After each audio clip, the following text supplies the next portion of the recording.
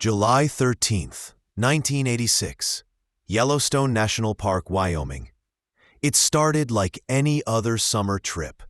The Jameson family, Roy, Linda, and their 9-year-old son, Jake, were on day 3 of a week-long vacation through the northern Rockies.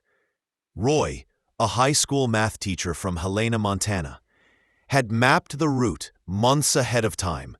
Yellowstone, Grand Teton, then down through the Wind River Range. The trip was meant to be simple, restorative, something to get them away from the TV, from the lawnmower, from Roy's nagging cough, and Linda's worries about her aging parents. Just clean air, open sky, and the hum of tires over gravel. They left Mammoth Hot Springs around 6:20 a.m., hoping to beat the crowds. The road south curved gently through a wide alpine meadow, framed by sagebrush and scattered lodgepole pine. The sun had just risen over the Absarica Mountains, painting the eastern ridges in orange and gold. Jake sat in the back seat with his sketchpad, drawing elk and bears from memory. Linda sipped coffee from a thermos and read trail descriptions aloud from a folded park brochure.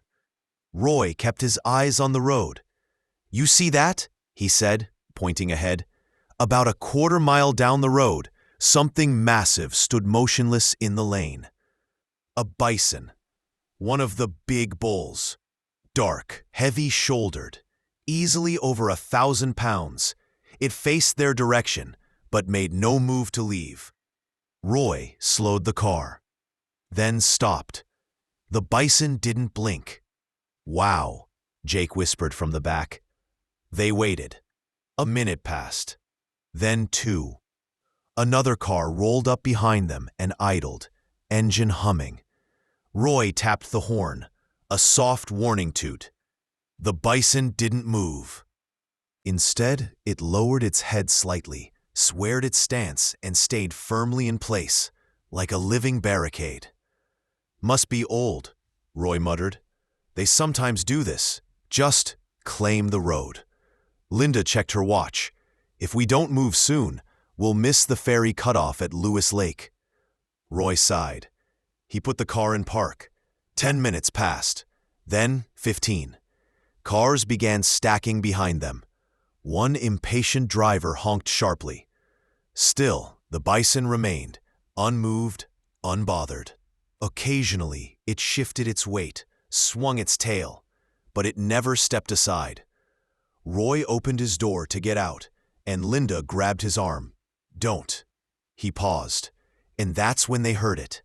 A sound, distant, muffled, a crack, then a groan, like something enormous moving.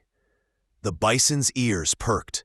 It turned its head slightly toward the trees above the embankment to the east. It sniffed the air, took a step back, then another, and then it bolted. The bison's sudden flight startled everyone.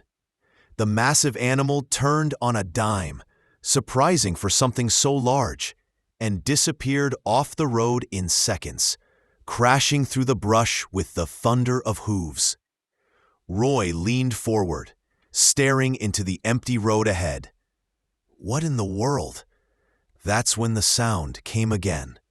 Not just a groan now, a crack, louder, sharper.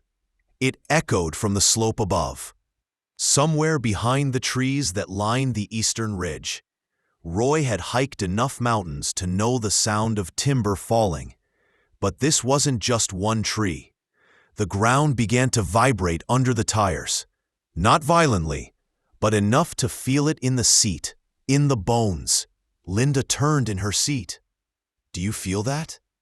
Roy threw the car into reverse, backed up 3 feet, then hesitated. The instinct to run, to move, was pulling at his gut. But there were cars behind them.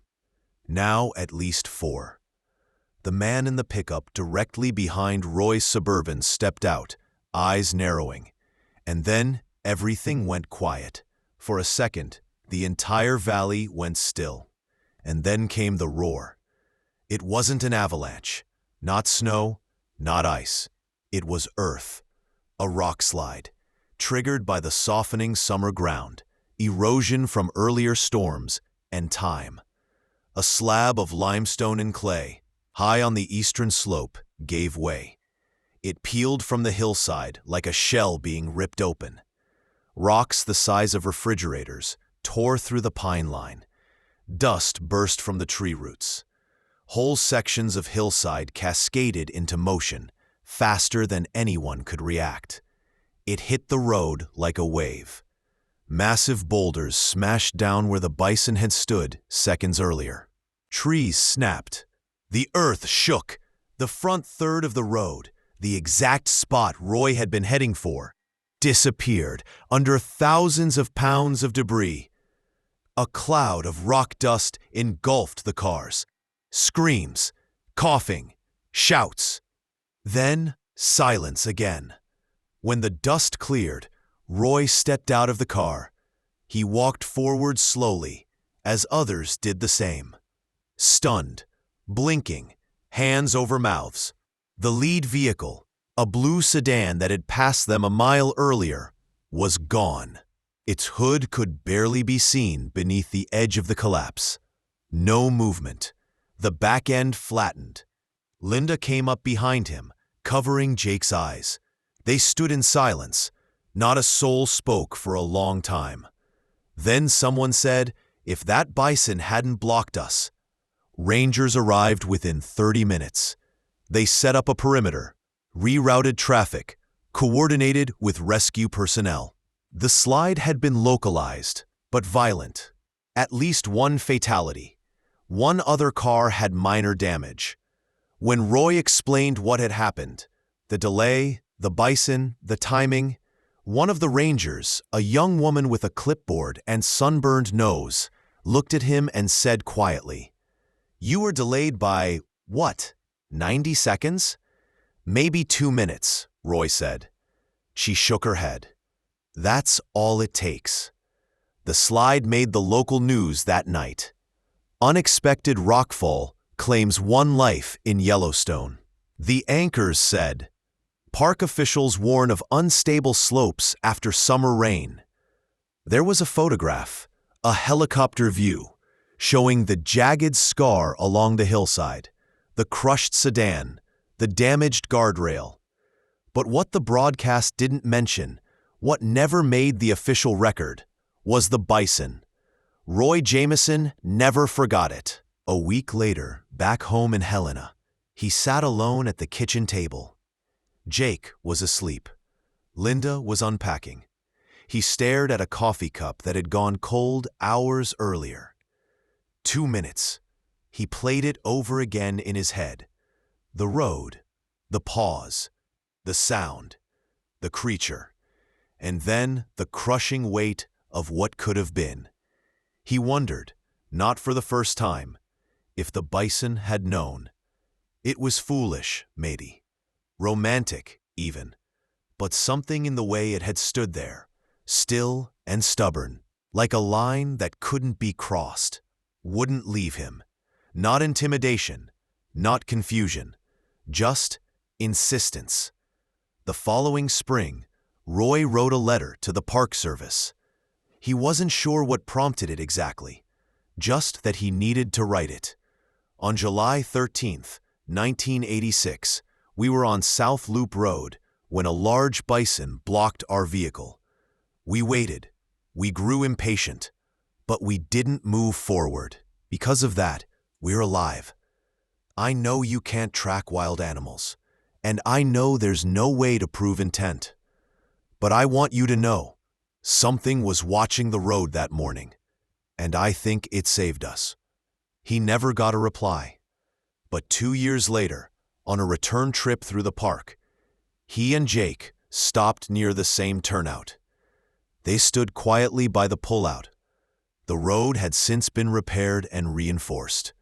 A small sign marked the 1986 rockfall.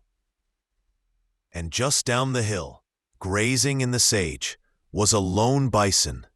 Not the same one. Couldn't be. But it didn't matter. They watched it for nearly 15 minutes. Jake, now 11, turned to his father and said, "They don't even look like they notice us." Roy smiled. "Some of them do." Roy never spoke publicly about what happened. No interviews, no articles, no podcasts or retellings on park brochures. But when friends asked about that trip, the summer of '86, he'd sometimes nod and say, "We made it home, but not because of us." He kept a framed photo above his workbench. It wasn't of the slide, not of the crushed car or the memorial marker. It was just a snapshot, blurry, taken quickly, handshaken, of the Bison, big and dark, standing square in the road, eyes lost in shadow. His wife had taken it through the windshield while they waited that morning. Impatient and unsure, Roy never cropped it, never enhanced it. He just let it sit there, unspoken. In 2003, after Roy passed quietly in his sleep, Linda found a letter in his desk, handwritten, sealed in an unmarked envelope. It was addressed simply, "If someone ever asks." Inside was a single page. "I know people don't believe in signs anymore, but I was there. I remember the sound, the dust, the exact second the road disappeared. And I remember that animal, standing still, not in the way, between. That bison didn't just block the road, it saved our lives."